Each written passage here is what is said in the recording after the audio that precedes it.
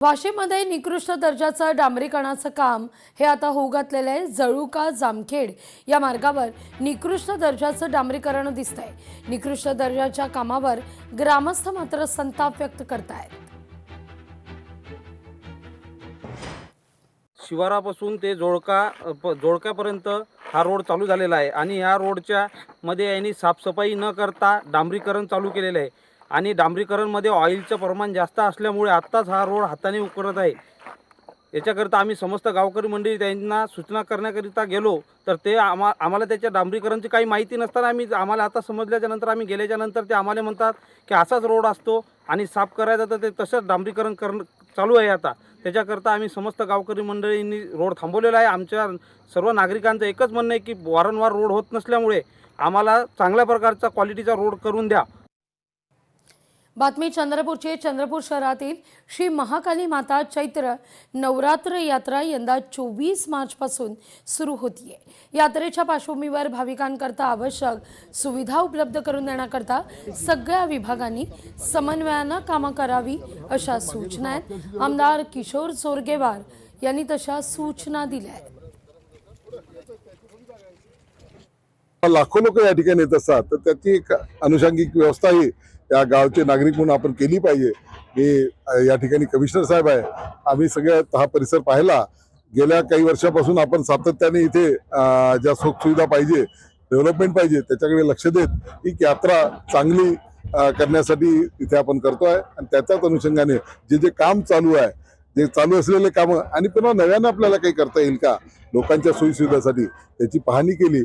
पिण्याच्या पाणी असेल, त्यांना राहण्याच्या व्यवस्थेसाठी पेंडलच्या असेल आणि विजाच्या व्यवस्था असेल, ते सर्व आपला जिल्हा प्रशासन, महानगरपालिका तर्फे आणि पोलीस प्रशासन तर्फे सगळा भाविकांचा त्यांच्या पीसफुल दर्शन होण्यासाठी सगळं व्यवस्था आपण केलेले आहे। आणि भाविकांना आम्ही प्रशासनातर्फे आवाहन करतो की यावर्षी आपण सगळं व्यवस्था केलेले, त्यांना आपण आवाहन करतो मोठी प्रमाणे इथे येऊन दर्शन घ्यावं।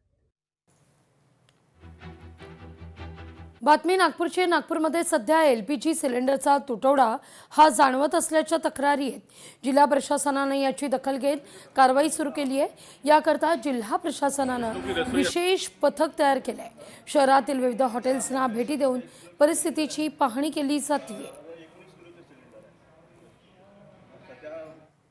विष्णुकी रसोई नागपूर शहरामध्ये विष्णुकी रसोई इथे आज भेट देण्यात आली आणि त्यांच्या मॅनेजरसोबत आणि मालकांसोबत ओनरसोबत इथे विचारणा करण्यात आली असता त्यांनी आम्हाला सरळ सांगितलं की कुठल्याही पद्धतीचा कमर्शियल सिलेंडरचा तुटवडा आम्हाला भासलेला नाही। जेवढीही आमची मागणी आहे तेवढी आम्हाला वेळेत मिळत आहे। त्याच्यामुळे कुठल्याही व्यावसायिकाला जर अडचण होत असेल तर तुरंत आम्हाला त्यांनी संपर्क करावा। 10वी-12वी परीक्षेतील कॉपी प्रकरण आणि या प्रकरणी राज्य शिक्षण मंडळ याची मोठी कारवाई आहे। कॉपी प्रकरणी राज्यभरात 81 जण निलंबित आहेत। ChatGPT वापरून मदत करणारे शिक्षकही निलंबित करण्यात आलेले आहेत। तर 10 डमी विद्यार्थ्यांवर देखील कारवाई आहे। बीड, छत्रपती संभाजीनगर, जालना, गडचिरोलीमधील शिक्षक आणि शिक्षकेतर कर्मचाऱ्यांवर कारवाईचा बडगा आहे। माननीय जिल्हाधिकारी यांच्या मार्गदर्शनाखाली आपल्या या परीक्षा होत आहेत।